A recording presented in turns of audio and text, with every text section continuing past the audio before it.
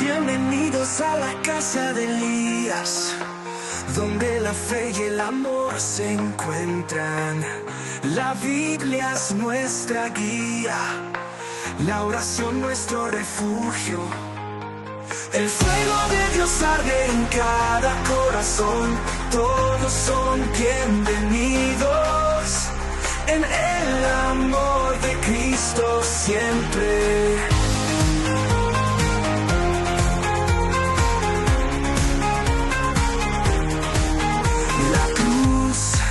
Es nuestra esperanza, Jesús, nuestra salvación. Nos recuerda su gran amor.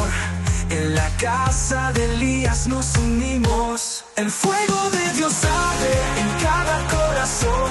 Todos son bienvenidos en el amor de Cristo siempre.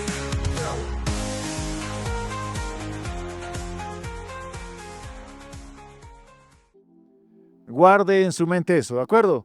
¿Qué dice ahí? Mes segundo, guárdelo. Se ofreció el sacrificio de la Pascua. Los sacerdotes y los levitas, llenos de vergüenza, se santificaron y llevaron los holocaustos al templo del Señor. Tomaron sus turnos, acostumbrados conforme a la ley de Moisés, hombre de Dios, mientras los sacerdotes esparcían la sangre que recibían de mano de los levitas.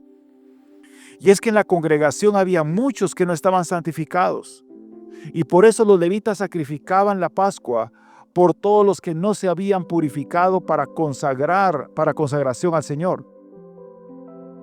Una gran multitud del pueblo de Efraín y Manasés y de Isaacar y Zabulón no se habían purificado, así que comieron la Pascua sin cumplir con lo que está escrito. Pero Ezequías oró por ellos y dijo al Señor, escuchen esta oración, es una oración hermosa.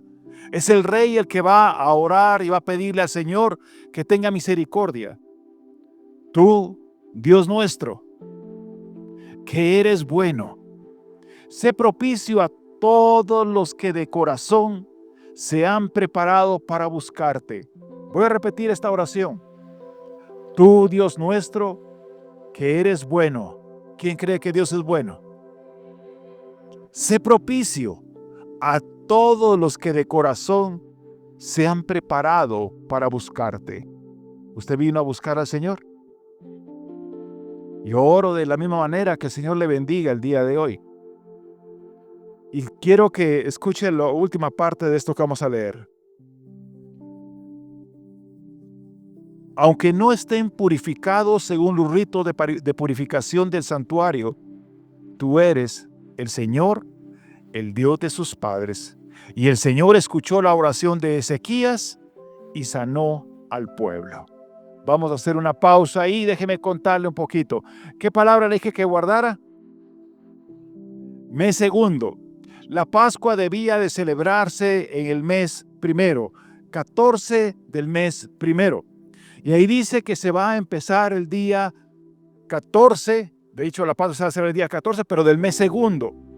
Cuando Ezequías llega a ser rey, él tiene 25 años cuando arriba al trono. ¿Cuántos hay aquí de 25 años o menos?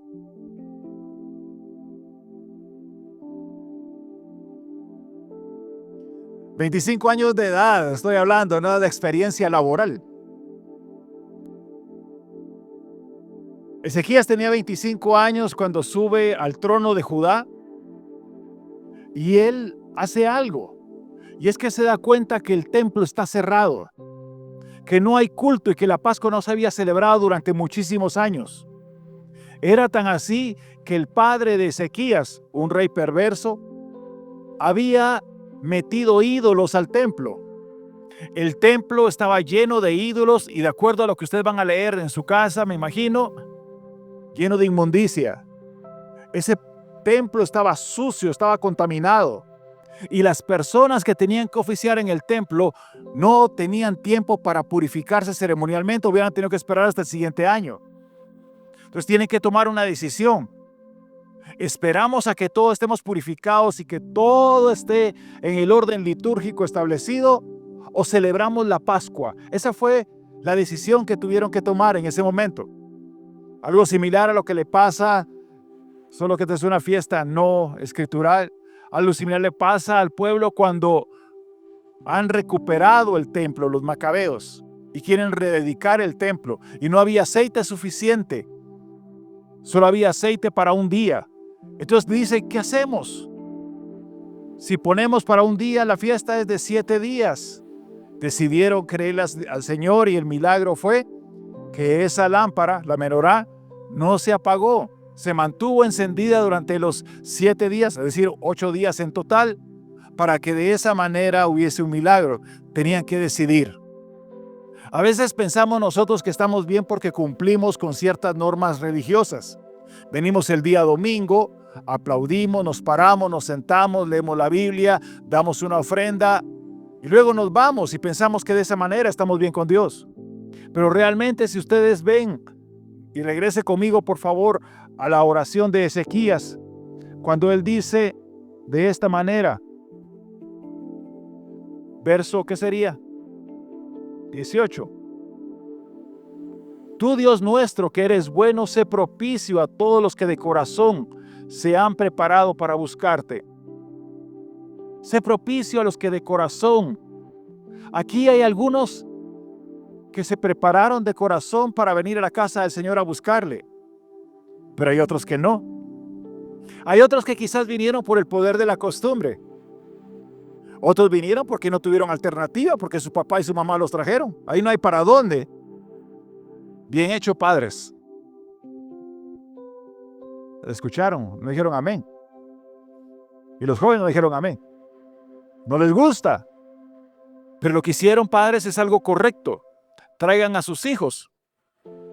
Enséñenles cuando son pequeños, para que cuando sean grandes no se aparten del Señor.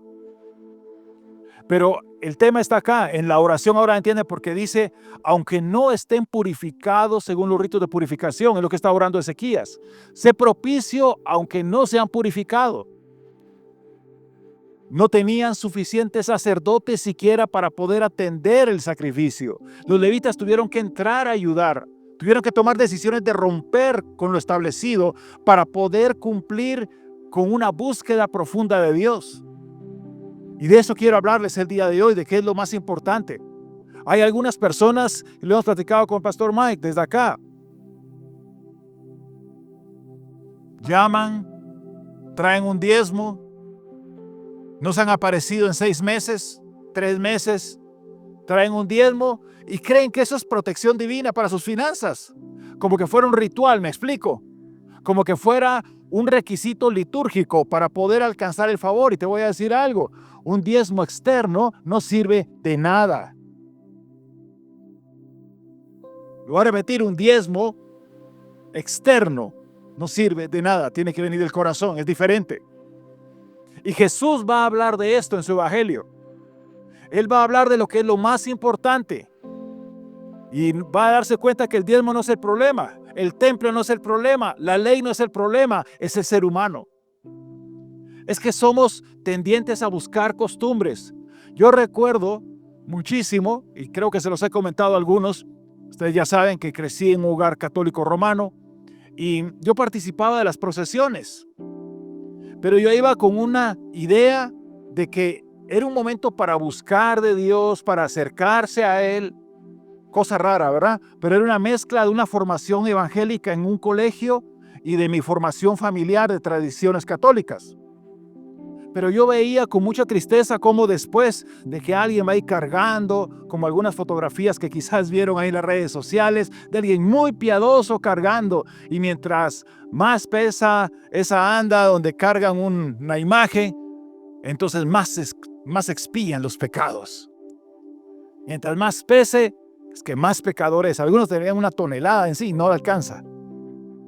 Pero el tema es que yo veía cómo después se iban a una tienda, tiempo de Semana Santa, las cervezas, y en su uniforme cucurucho, dijo aquel. Yo nunca fui cucurucho, eso sí nunca me gustó. Pero veía eso. Entonces, quiere decir que algunas personas buscamos el favor de Dios con lo externo, sin ver el corazón. Algunos pensamos que estamos bien por X, Y o Z y no hemos analizado qué es lo que busca el Señor. De acuerdo a lo que vemos acá, habla del corazón. Así que prepárate porque hoy el Señor nos va a tratar en el corazón. Quiero, antes de empezar con esta otra parte ya del mensaje en sí, quiero saludar a mi querido amigo Osvaldo. Les quiero aclarar, él es Osvaldo, no es que Ismenia haya traído otro esposo, es que ahora está muy fit. No, Osvaldo, de verdad me alegra verte, ahí hemos estado al tanto, hemos estado platicando y nos alegra de que estés acá nuevamente. Él fue sometido a una operación, no fue liposucción porque pareciera, pero no, está delgado por otra razón. Sí, le tocó duro, pero espero que la próxima vez que presidas, Osvaldo, des tu testimonio para que cuentes un poco de lo interesante que fue el caso. ¿Quiénes tienen testimonios para contar? Dice la palabra, aunque ande en valle de sombra de muerte, dice, no temeré mal alguno, porque tú estarás conmigo. Sí, su vara, su cayado nos infundirán aliento. Si alguien necesita aliento, acérquese al Señor el día de hoy. Pero hoy, entonces vamos a hablar un poquito. ¿Se puede poner algo más alegre vos? Moy está triste, yo bien contento.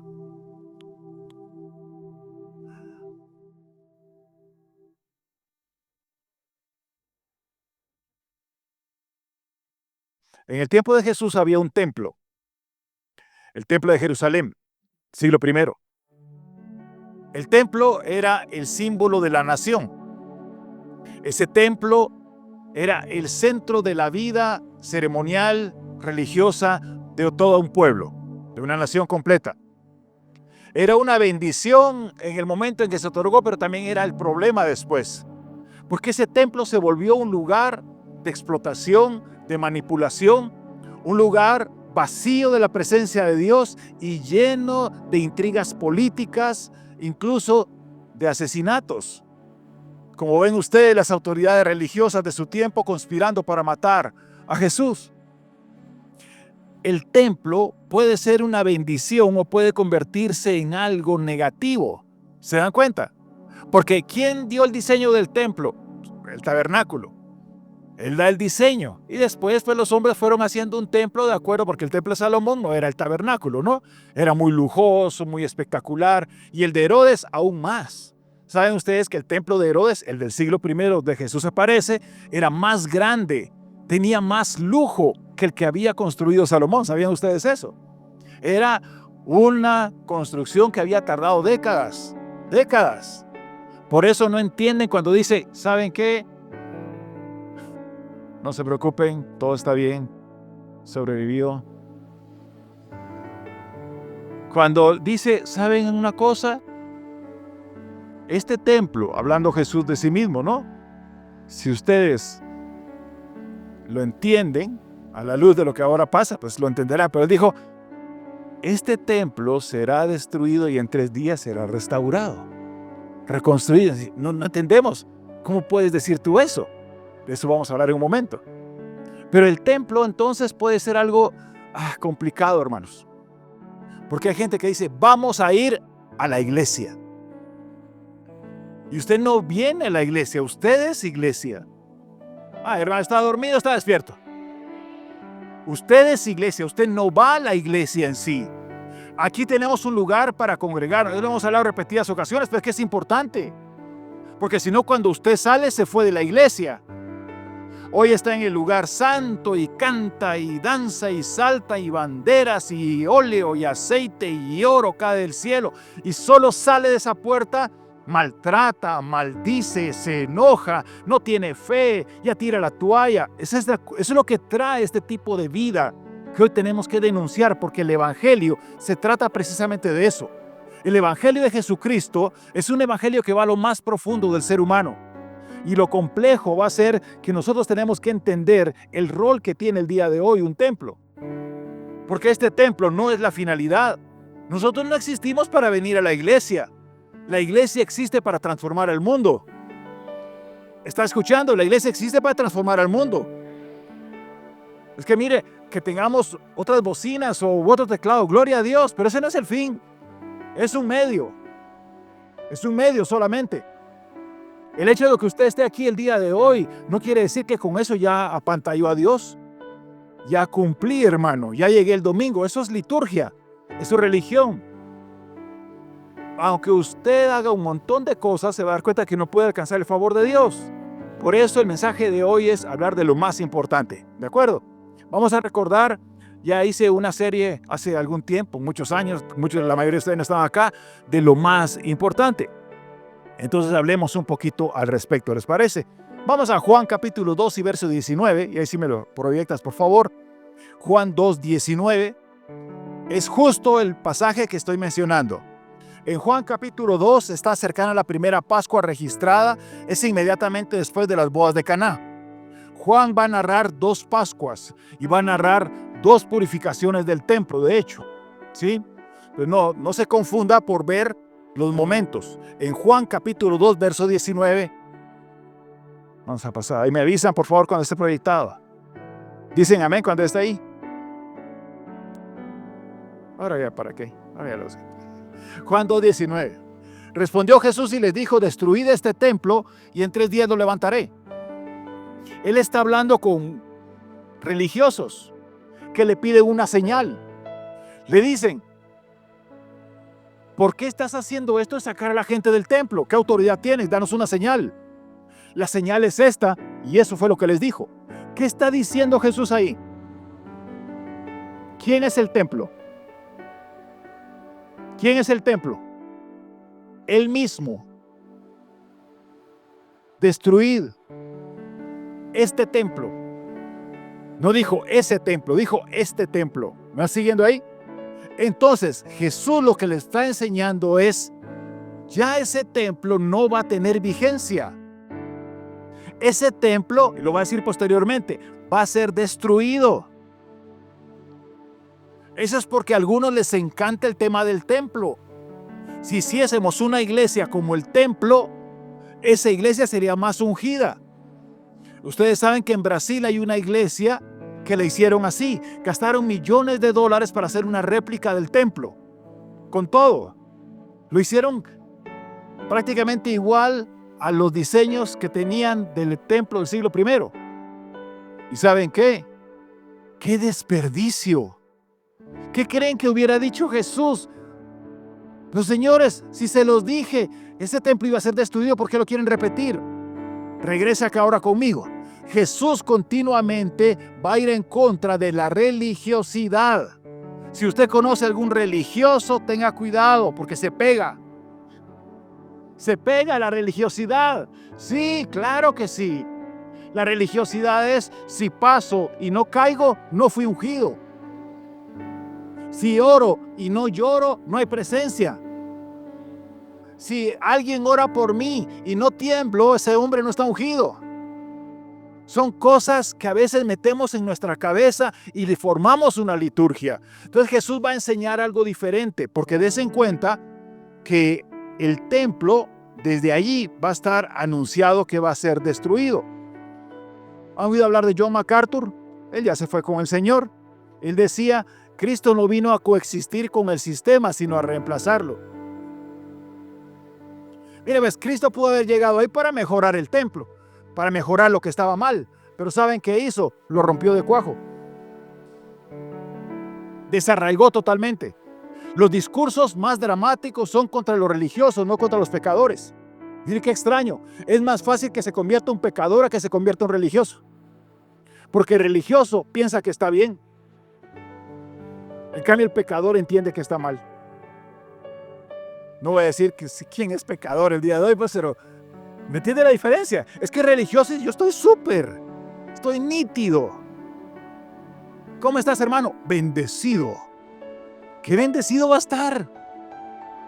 Unas ojerotas, arrastra los pies porque ya no llega a la casa del Señor. Cuando habla con la persona, todo es negativo, todo es una desgracia. ¿Cómo puedes decir que estás bien así? Creo que hay un problema, hay un veneno que es la religiosidad. Y esa religiosidad, cuando se mete, es difícil de desarraigar. Y esa religiosidad puede tener matices. No, hermanos, si nosotros estamos en la libertad del espíritu, sí, pero hacen del dinero un dios en algunas latitudes religiosas. El que no diezma no va para el cielo, diría los cantantes, ¿verdad? Porque el que no brinca no va para el cielo, decía alguien en una cancioncita ahí. Bien. Si usted brinca, va a ir al cielo. Si usted corre, va a ir al cielo. Si usted salta para Cristo, va a ir al cielo. Arréglenlo. Arréglenlo. Claro, en un momento de adoración, de alabanza, sea feliz y disfrute ese momento y demuestre, pero lo que está dentro. No porque alguien le diga, es que no brinca, entonces mejor brinco porque si no me voy al cielo. Es religiosidad. Ya ven el tema. El tema es peligroso, es difícil. Y algunos los manipulan de tal manera que yo digo, pero ¿qué les pasó? Nos olvidamos de lo que Jesús ha enseñado. Avancemos un poco acá, por favor. Venga conmigo a Juan 4:21. Vamos a recordar este versículo porque después pasamos a lo bueno. Hoy no creo que me va a extender mucho más allá de las 3 de la tarde. Como hay choripanes, entonces no hay problema. Para los que no han comido esos choripanes, se los recomiendo. Solo les recomiendo, lleguen antes de que llegue José y Kevin. Si no, no hay choripanes. Juan 4:21. ¿Ya estamos todos ahí? Jesús le dijo, mujer, créeme que la hora viene cuando ni en este monte ni en Jerusalén adoraréis al Padre. ¿Qué está diciendo Jesús ahí? Le está hablando a la mujer samaritana, obviamente, una mujer descarriada. Le está diciendo, ¿sabes qué? No va a ser en el templo. ¿Dónde vas a tener que adorar? A ver, otras pregunto. Jesús está diciendo, créeme, la hora viene cuando ni en este monte ni en Jerusalén adoraréis al Padre. Si quieres, sigamos un poquito más. 22. Vosotros adoráis lo que no sabéis, nosotros adoramos lo que sabemos porque la salvación viene de los judíos. 23. Mas la hora viene, ¿y cuándo va a ser? Ahora hace 2000 años. ¿Estamos claros con eso? Y ahora es cuando los verdaderos adoradores, ¿hay verdaderos adoradores entonces? Entonces también hay falsos. Hay gente que puede cantar pero no adorar, eso lo entendemos. Hay gente que puede estar cantando muy efusivamente, pero es porque le llegó ese canto. No está adorando a Dios porque le gusta. ¿Tú adoras o cantas por lo que te gusta?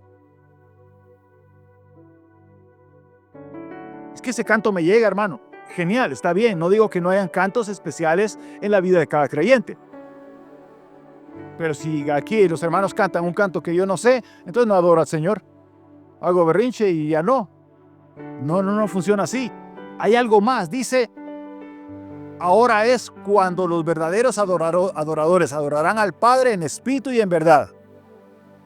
Por cierto, espíritu está con E minúscula, no mayúscula ahí, en esa parte. ¿Sí? Es que yo soy lleno del espíritu. Espere, es que es el espíritu, es el neuma, ahí en ese pasaje. Es tu espíritu que tiene que haber nacido de nuevo. Esa es la diferencia. En Juan 3, que está a la vuelta de Juan 4, sale del nuevo nacimiento.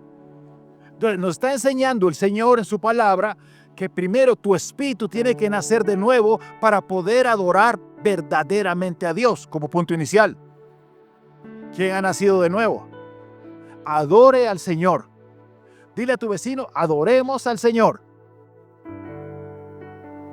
Mire, hay una corriente, no sé cómo llamarle, no sé, pero pasa en algunos, les voy a contar lo que pasa en algunas latitudes que usted no conoce, pero yo sí conocí. Grupón de alabanza. Los instrumentos de última generación. Todos con sus monitores, aquí inalámbricos, sus tablets, nítido. Termina de cantar y ¡fum! Se van y se desaparecen. Lo he visto en iglesias grandes, mega iglesias. Y después suben otra vez. Son los estrellas. ¿Qué les pasa? Digo yo. Entonces hablamos un día. que estén ahí sentados. Tienen que recibir. Y no estoy hablando de acá, insisto, estoy hablando de hace muchos años. Tal vez la vas a ubicar qué pasó ahí. Fue dramático, porque los muchachos molestos, porque tenían que sentarse a recibir. Si tú no puedes sentarte a recibir, yo me pregunto cómo vas a adorar a Dios aquí. El que no puede estar despierto aquí, pero sí aquí, tiene problemas. El que no puede estar despierto en el tiempo de la palabra, por ahí que dice que adora a Dios, tiene problemas. Solo resuélvalo, no es acusación. Le estoy diciendo, tienes un problema. Porque dice la palabra, en espíritu, regresa ahí, en espíritu y en verdad. ¿Y cuál es la verdad? La palabra. Tú no puedes adorar a Dios de acuerdo a tus propias ideas de quién es Él y de cómo es Él y cómo acercarte a Él. No, por eso necesitas espíritu y verdad, un espíritu vivo conectado con su Señor. Mire si el que está a la par está vivo y dígale, y en verdad. Ahora, ¿cómo vas a adorar a Dios en verdad si no la conoces? No puedes adorar a Dios si no conoces su verdad. ¿No te das cuenta que ser cristiano va en función directa de esa relación que tengas con el Señor a través del Espíritu Santo y de su palabra? No, hermanos, que yo soy re espiritual, pero no leo la Biblia. Yo en oración recibo todo. Esa es una grave, grave mentira y falta. Porque la instrucción de la palabra es otra. Entonces tenga cuidado, vamos bien ahí. Porque entonces viene cualquier movimiento religioso, X, Y o Z, y te arrastra, porque no tienes verdad para estar cimentado. Y eso es lo que pasa el día de hoy. No habrían un montón de iglesias que hacen cosas extrañas si hubiese una buena formación bíblica. No pasaría, claro, con los pastores. Sí, todo le dan duro a los pastores, pero ¿y qué hay del que está? Imagínese, si es ignorante el pastor que está al frente de una congregación porque no se prepara, ¿cómo serán los miembros, las ovejitas? A ver, ¿cómo serían entonces? Si el pastor es ignorante, ¿cómo son las ovejas? No, súper ignorantes, porque se creen lo que un ignorante dice. Por eso debes de buscar, no es que estoy hablando en serio, esto es muy serio. Y Jesús le va a hablar así a la gente. Le va a hablar de maneras en que quizás nos puede doler. Pero dése cuenta que ya no iba a ser en Jerusalén, ya no iba a ser en un monte, ya no iba a ser una estructura, sino ahora en espíritu, en verdad, una relación directa con el Señor. Eso es lo que tú puedes disfrutar el día de hoy. Una relación directa con Dios, sin intermediarios. Perdone otra vez, se lo tengo que decir. Los hermanos de la alabanza no son intermediarios de la presencia de Dios. Esa no es su responsabilidad. ¿Estamos acá? Si no, se va a inventar San Pablo, San José, San Moy. Toquen bien por mí para que yo entre en la presencia. ¿Qué es eso? Eso no es bíblico. Asimílelo, piénselo, dijéralo, mastíquelo. Ellos tienen que hacer su mejor esfuerzo para alabar al Señor, para acercarse a Él, ellos estar bien. Sí, claro, pero usted también. Es que, hermano, no siento nada. Los de la alabanza están mal. No, el que está mal es usted. Claro. Le voy a contar un secreto. Voy a pensar, cosa que no pasa, ¿está bien? Vamos a pensar que todos están mal. Porque he oído mucho de eso, el altar y el altar. Vamos a pensar que todos están mal en el altar. Pero hay 2 o 3 reunidos en su nombre. ¿Ahí está el Señor, sí o no? ¿O el Espíritu Santo se le sale a usted porque un hermano está mal? No, el Espíritu Santo habita en usted. Diga conmigo, el Espíritu Santo habita en mí. Entonces puedes adorarlo en espíritu y en verdad, una relación directa. No necesitas intermediarios. Pero a la gente le encanta el intermediario. El que llega y ora y se hace pedazos para que usted solo, yo recibo.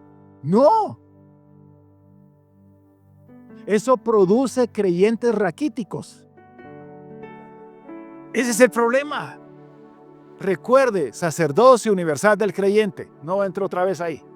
Pero bueno, sigamos avanzando. ¿Todavía está contento o no? Que viene Mateo 23, 23, está peor todavía. Ahí se quedó más que el otro día. Mateo 23, 23. Todo el capítulo 23 es un capítulo de denuncia a los religiosos de su tiempo. Es muy duro. Iba a leer todo, pero no voy a poder. Pero Mateo 23, 23, por favor. ¿Ya estamos todos ahí? Casi, ok. Los famosos ayes. Ay de vosotros, escribas y fariseos hipócritas. Y la gente dice, qué bueno, qué rico que les está dando duro a esos religiosos. A veces somos más religiosos nosotros. Yo decía un día bromeando, hasta los fariseos estaban mejor. Porque los fariseos se congregaban, oraban, ayunaban, diezmaban y nos alegando. Ay de vosotros, fariseos hipócritas, porque diezmáis la menta y el eneldo y el comino y no dejáis lo más importante de la ley. ¿Qué es lo más importante? La justicia, la misericordia y la fe. Otra vez, justicia, misericordia y fe. Esto era necesario hacer sin dejar de hacer aquello. Es decir, está bien que diezmen, está bien que vayan a la sinagoga, está bien que lean la escritura y la estudien, pero jamás olviden lo más importante, la justicia, la misericordia y la fe. Ese es el remedio a la religiosidad, la justicia, la misericordia y la fe. Y perdone, esto no se lo estoy predicando yo, eso lo está predicando Jesús, palabras literales. Hasta donde cabe, por supuesto. Está en griego, ¿no?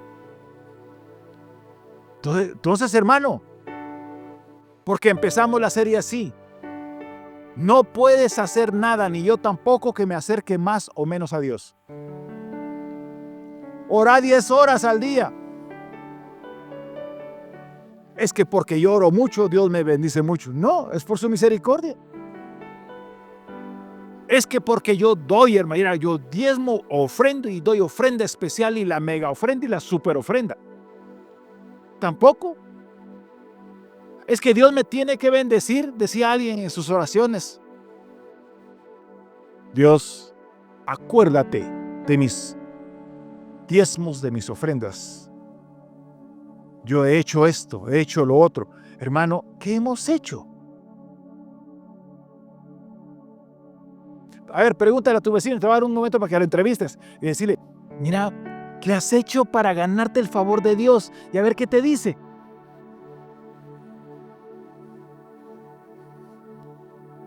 A ver, hermana Gladys, ¿qué le dijeron ahí? Que nada de nada. Estoy hablando con una pastora ungida. Sí, es que hermano, entendamos esto, es por misericordia, no es por lo que hacemos. No va a amarte Dios más por lo que haces, por lo que das, no porque cantes lindo o feo. Ay, hermano, es que yo canto muy feo. Dichosos los hermanos que tienen esa voz tan linda.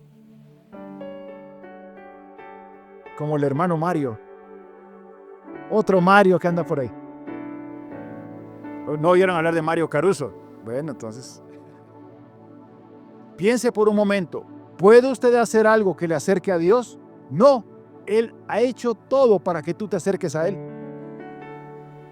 Pero la religiosidad te dice otra cosa. Haz esto, haz lo otro. Insisto, ¿es bueno que ores? Sí. Es necesario, pero sin dejar de hacer aquello. Es decir, no dejes de hacer lo que estás haciendo. Sirve, ora, da, pero recuerda lo más importante. ¿Cuál es la razón de? Déjame, como el tiempo ya se fue, vamos a hablar de un versículo rápido, un pasaje, Mateo 20, 29. Para ilustrar esta verdad y seguimos otro día, que el Señor lo permita, ¿ok? Porque yo quiero comerme mi choripán. Lo quiero bien asado. Transmita el mensaje a Melvin. Que de aquí a que llegue para allá atrás, ya no llego por mi choripán. Ya cuando llego yo ya saquearon. ¿Han oído hablar de las langostas, el saltón y el revoltón? Algo así, hermanos. Terrible. Cuando uno llega ahí, ya pasó el revoltón, ya no quedó nada. A ver, Mateo capítulo 20, verso 29. ¿Ya estamos todos ahí? ¿Tiene algún título su Biblia en Mateo 21?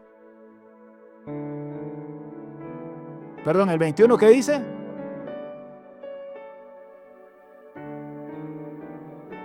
En el 21 la entrada triunfal. Digo, Mateo 21, 2 ciegos. No, espere.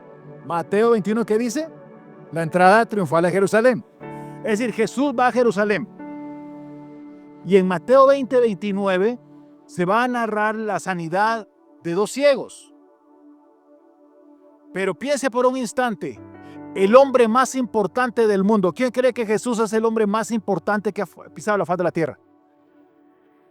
El hombre más importante del mundo, en la misión más importante del mundo, en el día más importante para todo Jerusalén. Ese es el que va ahí caminando. Pero de repente aparecen un par de fulanos. Vamos a ver.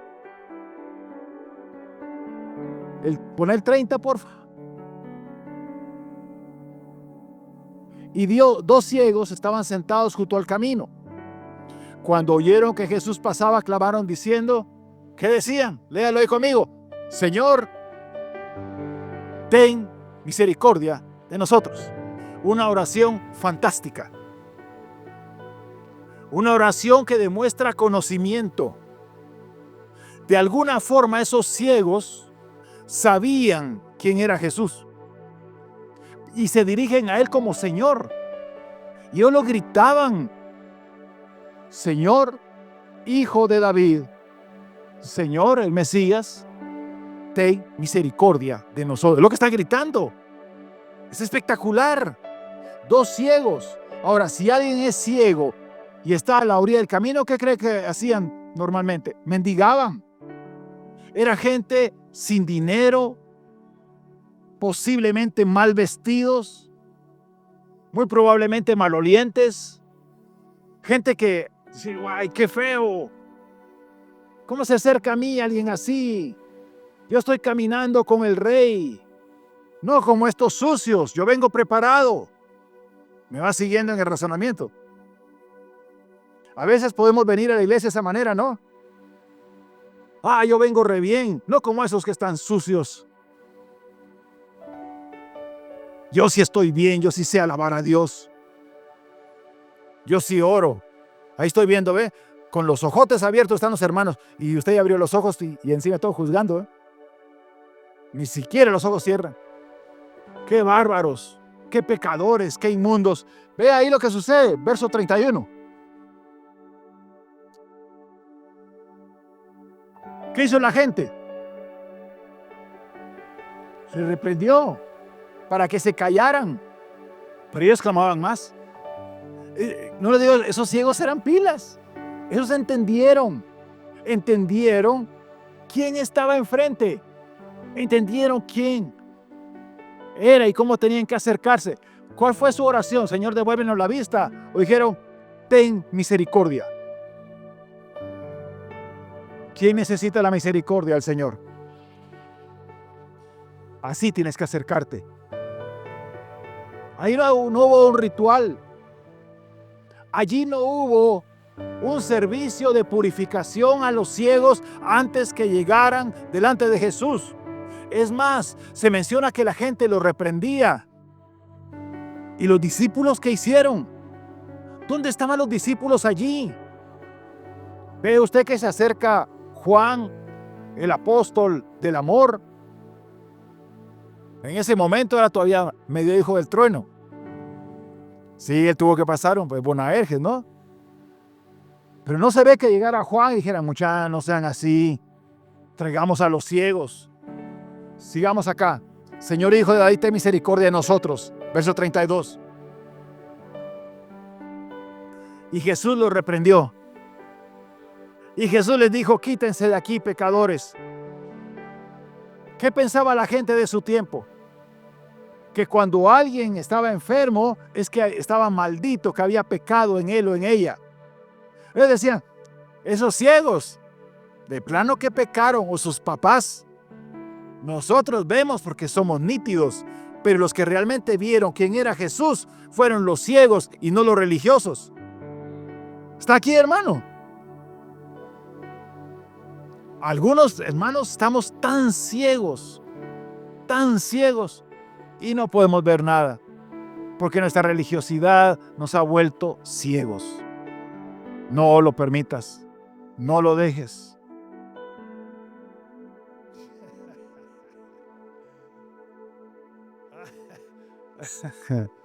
Bueno, ¿es el mejor mensaje que me han dado hoy? Me están dando licencia para continuar, puro Alka-Seltzer. A ver, sigamos. Deteniéndose Jesús los llamó y les dijo, ¿qué queréis que os haga? ¿Cuál es la diferencia entre un religioso y Jesús? ¿Se dan cuenta? ¡Ey, ciegos! Dejen de pegar esos gritos, molestan a todo el mundo. ¿Y los ciegos qué hacían? Más gritaban. Hermano, cuando tú necesitas acercarte al Señor, no importa si gritas, lloras o solo te postras o simplemente en tu corazón le dices, Señor, ten misericordia, Él te va a escuchar.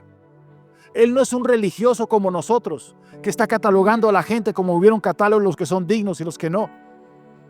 Estás siguiéndome acá, hermano, por favor. Porque es peligroso caer ahí. Es terrible entrar a ese terreno. Y hoy hay demasiada religión. Guatemala dice que es un país que se dice religioso. Así se dice. ¿Ha visto eso? Guatemala es un país religioso.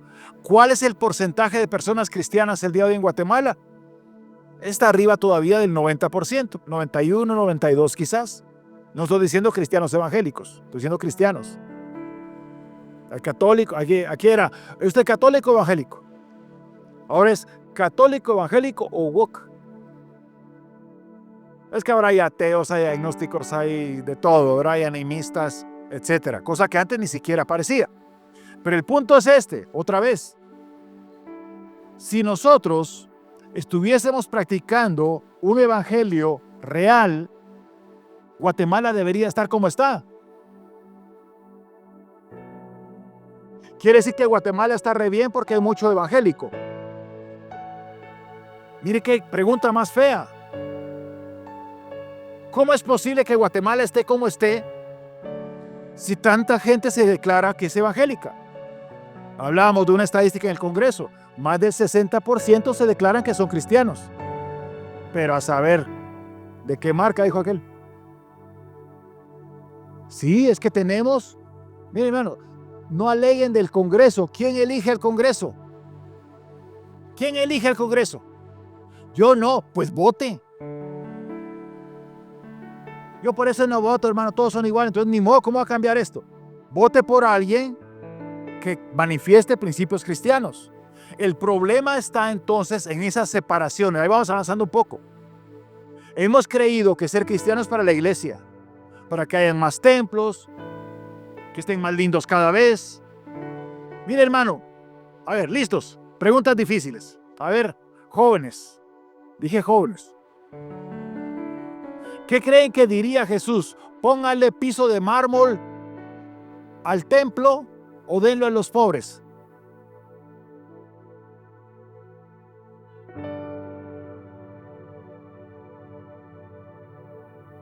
Piso de mármol. Hoy sí cayeron. Denlo a los pobres. Hagan algo por el necesitado.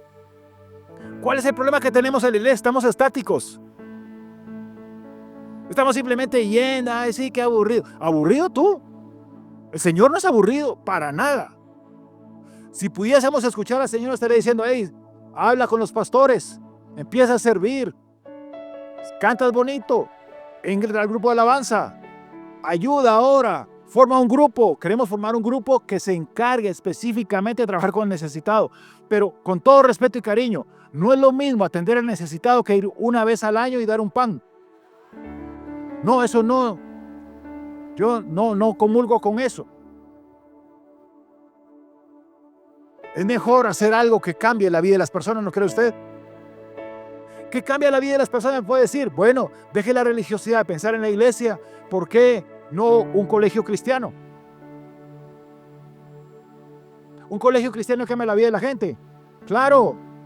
O llevar a sus hijos a estudiar a Sodoma y Gomorra, como decíamos un día acá que citaba un pastor. Sí, es que, recuerde, Abraham no mandó a sus hijos a estudiar a Sodoma y Gomorra, decía un pastor en algún tiempo. Mejor los educó él. Pero Lot sí mandó a sus hijos a Sodoma y Gomorra. ¿Y qué pasó con sus hijos? Desastre. Ni siquiera voy a contar lo que hicieron. Pero bueno, veamos acá. Jesús los llamó y le dijo, ¿qué queréis que os haga? Verso 33. Señor, que sean abiertos nuestros ojos. Excelente oración. Tómelo literal, tómelo para usted y yo lo tomo para mí. Que Señor abra nuestros ojos para poder ver la necesidad del hambriento, para poder ver la necesidad de personas que necesitan de Cristo y que no nos importan en lo más mínimo. Los vemos como parte del paisaje, los vemos como inmundos, pecadores, si quieren que vengan, sino que se van al infierno. No, jamás Jesús fue así. ¿O Jesús te ha rechazado? Hace un momento decíamos acá, el Señor está aquí. ¿Usted cree eso? ¿Para qué? ¿Para qué? ¿Para qué cree que el Señor vino? Voy a poner así, ¿verdad? Porque usted ya sabe que yo no vengo de esa idea que Él se va y se... No, Él está aquí en tu corazón. Espero no haber apagado el micrófono. Piense por un instante, ¿para qué le trajo el Señor? Para abrirnos nuestros ojos. Pero antes deberíamos clamar, ten misericordia, Señor, porque no vemos con tus ojos. Verso 34.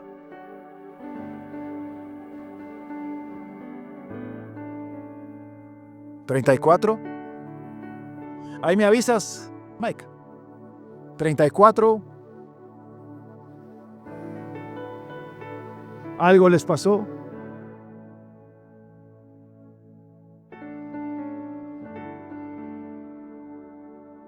Entonces Jesús,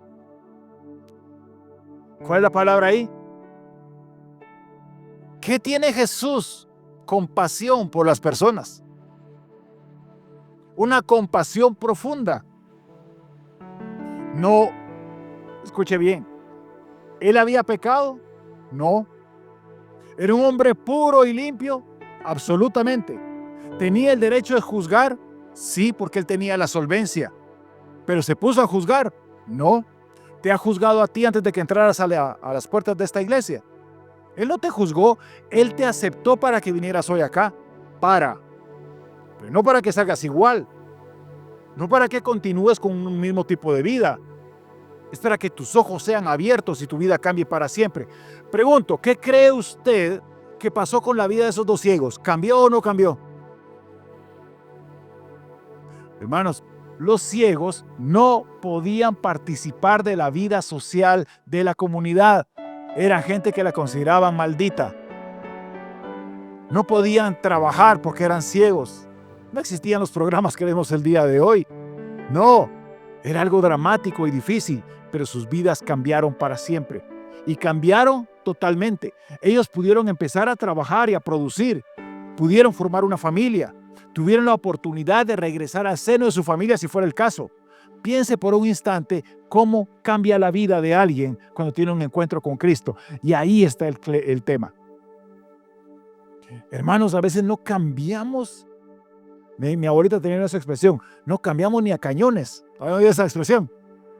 No había forma posible que cambie el mismo necio terco. Lo digo por mí, no por usted. Pero cuando se tiene un encuentro con el Señor, verdaderamente, y se los he dicho acá, pues la vida debería cambiar.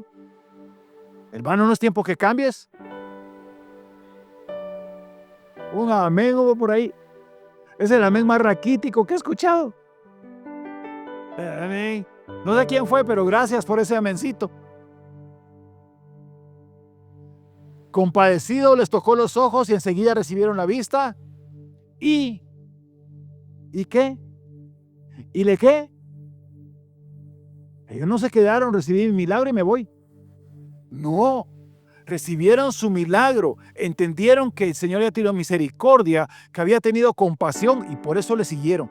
Al Señor no se le sigue por interés, como decía aquí hermana Telmita. Yo doy, entonces Dios me tiene que dar el doble. ¿De dónde salen esas barbaridades? Es que de verdad es triste ver eso. Me enojo, perdone. Me molesta el ver cómo la gente es manipulada de una manera tan burda. Jesús lo que hace es tener misericordia, tener compasión, sanar a las personas, darles una nueva vida y dar la oportunidad que le sigas. Síguele. Seguirle significa dejar tu vida pasada y empezar a seguirle a Él. No te engañes. Yo ya recibí a Cristo, hermano, en un campamento cuando yo era chiquito. Levanté la mano, hermano, y viera usted, hace 10 años tuve unas experiencias tremendas con el Señor y ahora, pues nada usted, pero ni modo, así es la vida. No. Tu vida cristiana debería de ser cada día más intensa, más gratificante, porque el Señor te ha llamado y ahora puedes seguirle. El gran problema entonces, queridos hermanos, está ahí. Y le siguieron. Esa es la consecuencia de una persona que tiene un encuentro real con Cristo. Ya es tiempo, hermano. Tanto tiempo en la banca. Yo me aburriría horriblemente. De verdad se los digo. Eso de ir a oír al Pastor Mike. A Pastor Mario no tanto. Pastor Mike aburrido. Pastor Mario ahí predicando un montón de tiempo. Hasta quiero mi choripán y no hay modo. Pero como castigo divino no han venido los choripanes, así que predico.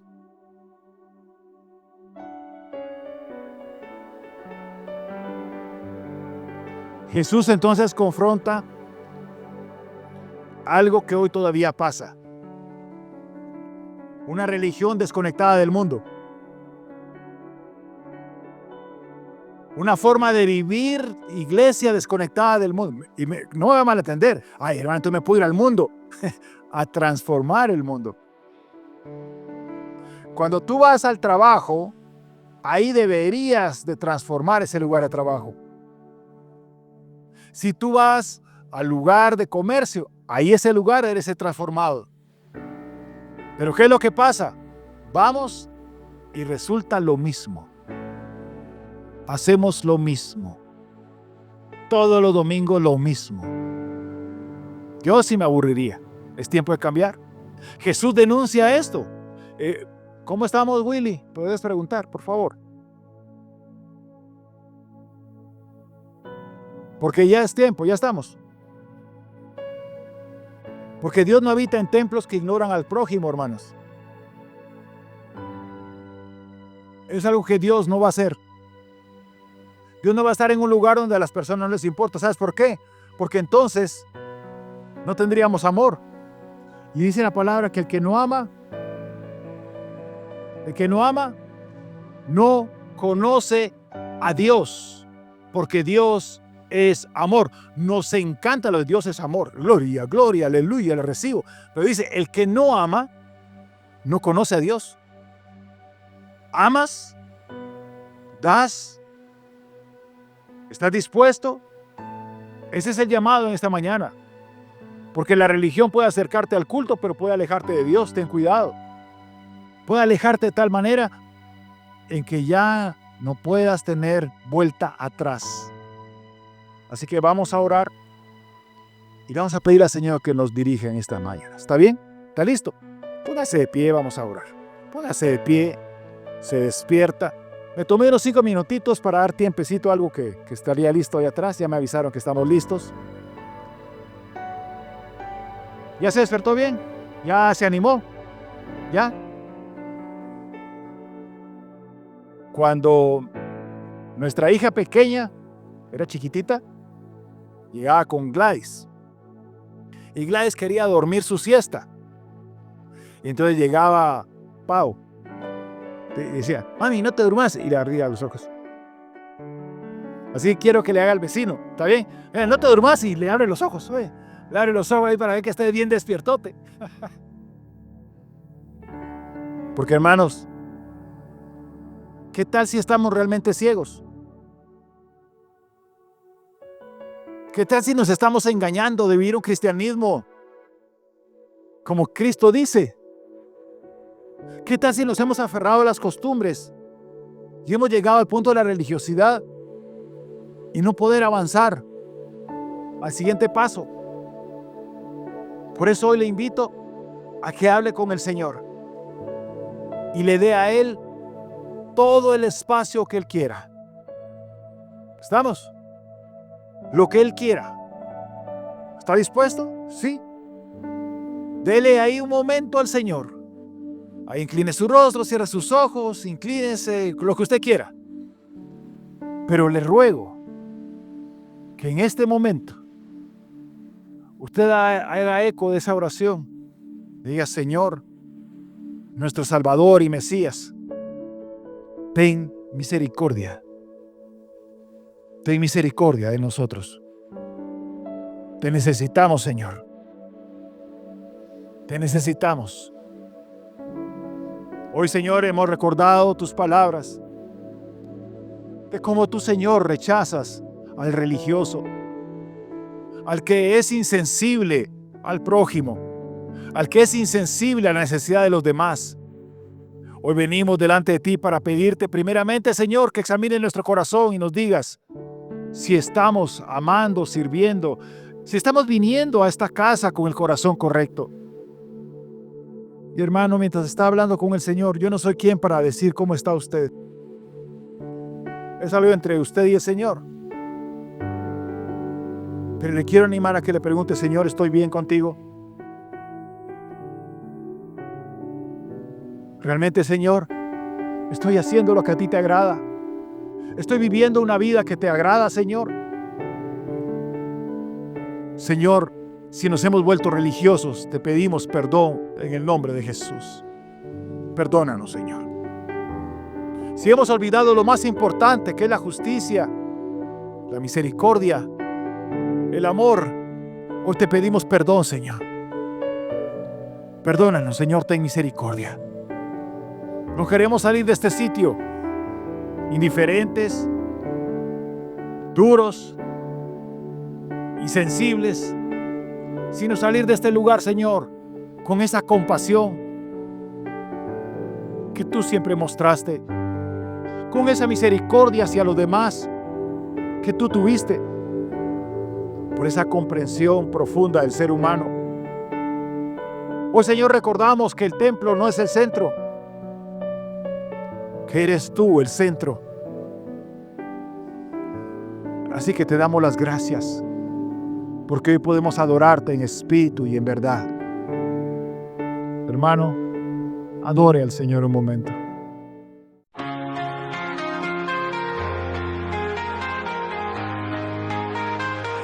Bienvenidos a la casa de Elías, donde la fe y el amor se encuentran. La Biblia es nuestra guía, la oración nuestro refugio. El fuego de Dios arde en cada corazón, todos son bienvenidos en el amor de Cristo siempre.